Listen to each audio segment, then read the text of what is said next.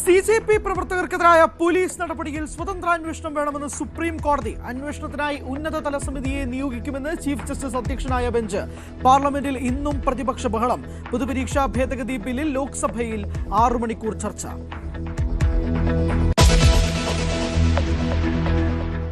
കോട്ടയത്തെ നവജാത ശിശുക്കളുടെ കച്ചവട പരാതിയിൽ പ്രത്യേക അന്വേഷണ സംഘം. പാലാ ഡിവൈഎസ്പിയുടെ നേതൃത്വത്തിൽ അന്വേഷണം.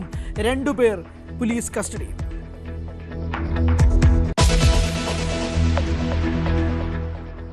ലഹരി കേസിൽ പിടിയിലായ അധ്യാപികമാർക്ക് പിന്നിൽ വൻ ശൃംഖലയെന്ന് സൂചന. കാവ്യയും കീർത്തനയും ചേർന്ന് നടത്തിയ സ്ഥാപനം വഴിയും ലഹരി ഇടപാടെന്ന സംശയം. വിദ്യാർത്ഥികൾക്കും മയക്കുമരുന്ന് നൽകിയെന്ന് സൂചന.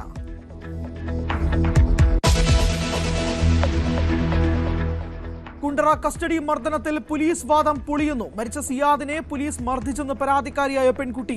മർദ്ദിച്ചത് കുണ്ടറ സ്റ്റേഷനിലെ കോൺസ്റ്റബിൾ ശ്രീജിത്ത്. സിയാദിനെ മർദ്ദിക്കുമ്പോൾ താനും ജീപ്പിൽ ഉണ്ടായിരുന്നുവെന്നും പെൺകുട്ടി.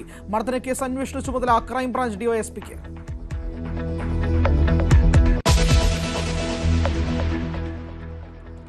സിജെപി വിവാദത്തിൽ വിശദീകരണവുമായി പേളി മാണി. വീട്ടിൽ പോകണമെന്ന് ഉദ്ദേശിച്ചത് സമരം അവസാനിപ്പിക്കാനല്ല, ജീവൻ അപകടത്തിലാക്കുന്നു സാഹചര്യമാണെങ്കിൽ സുരക്ഷിതരാകണമെന്നാണ് ഉദ്ദേശിച്ചതെന്നും പേളി. എല്ലാ പാർട്ടിയോടും ഇഷ്ടമാണെന്നും താരം.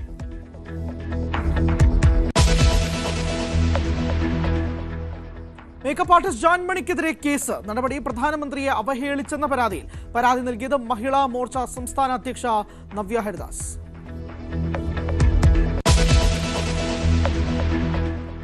ശ്വേതാ മേനോന് രാഷ്ട്രീയ ലക്ഷ്യമെന്ന് രമേശ് പിഷാരടി. തന്നെ പ്രതിയാക്കി അപകീർത്തിപ്പെടുത്തുകയായിരുന്നു ഉദ്ദേശമെന്നും പിഷാരടി. അമ്മയുടെ മിനിറ്റ്സ് ബുക്ക് അടക്കം രേഖകൾ ഒന്നും അഡ്ഹോക് കമ്മിറ്റിക്ക് കൈമാറിയില്ലെന്നും കോടതിയിൽ. ലക്ഷ്മിപ്രിയക്കെതിരായ പരാതിയിൽ അൻസിബ ഹസൻ ഹൈക്കോടതിയിലേക്ക്.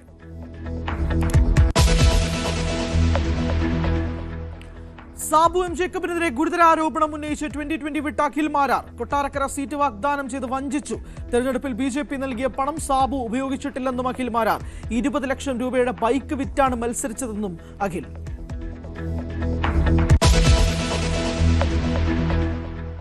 നിർമ്മാണ സാമഗ്രികളുടെ കയറ്റുമതി നിയന്ത്രണത്തിൽ തമിഴ്നാട് മുഖ്യമന്ത്രിക്ക് കേരള മുഖ്യമന്ത്രിയുടെ കത്ത്. കേരളത്തിന്റെ പ്രത്യേക സാഹചര്യം പരിഗണിക്കണമെന്ന കത്തിൽ NH പദ്ധതികളുടെ സമയബന്ധിതമായ നടത്തിപ്പിനെ ബാധിക്കുമെന്നും വ്യക്തിപരമായ ഇടപെടൽ വേണമെന്നും വിജയിയോട് VD സതീശൻ. ഗുരുവായൂർ ദേവസ്വത്തിനെതിരെ രൂക്ഷ വിമർശനവുമായി ഹൈക്കോടതി. കണക്കുകൾ സൂക്ഷിക്കാൻ ഒന്നും ചെയ്യുന്നില്ല, വിശദ വിവരങ്ങൾ ഇപ്പോഴും ഇരുട്ടിൽ തന്നെയെന്നും കോടതി. വരവ് ചെലവ് കണക്ക് സംബന്ധിച്ച കേന്ദ്രീകൃത സംവിധാനം കൊണ്ടുവരുന്നതിനെ പറ്റി ആലോചിക്കണമെന്നും കോടതി.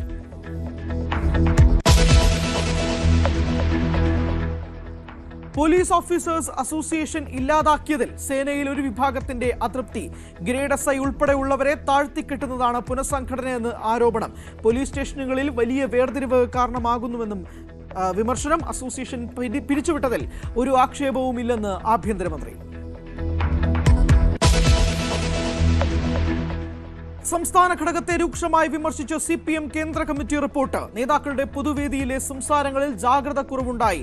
ആഗോള അയ്യപ്പ സംഗമത്തിൽ ഉത്തർപ്രദേശ് മുഖ്യമന്ത്രിയുടെ സന്ദേശം വായിച്ചത് തെറ്റ്. വെള്ളാപ്പള്ളിയെ ഉചിതമായി തള്ളിപ്പറഞ്ഞില്ല. ഭരണവിരുദ്ധ വികാരം ഉണ്ടായിരുന്നുവെന്നും കേന്ദ്ര കമ്മിറ്റി. KK ശൈലജയെ മണ്ഡലം മാറ്റിയതിലും വിമർശനം.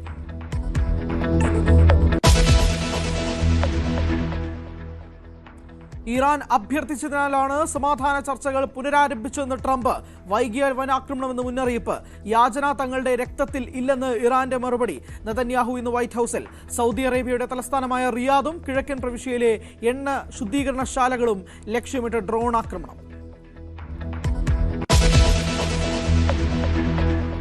യൂറോപ്പിനെ വിഴുങ്ങി കാട്ടുതീ. ഫ്രാൻസിലെ പ്രധാന നഗരമായ ബോർഡോയ്ക്ക് 15 കിലോമീറ്റർ അകലെ തീയെത്തി. ഫ്രാൻസിൽ നശിച്ചത് 98,000 ഹെക്ടർ വനഭൂമി. സ്പെയിനിൽ 1.3 ലക്ഷം ഹെക്ടർ ഒഴിപ്പിച്ചത് 3.5 ലക്ഷം പേരെ.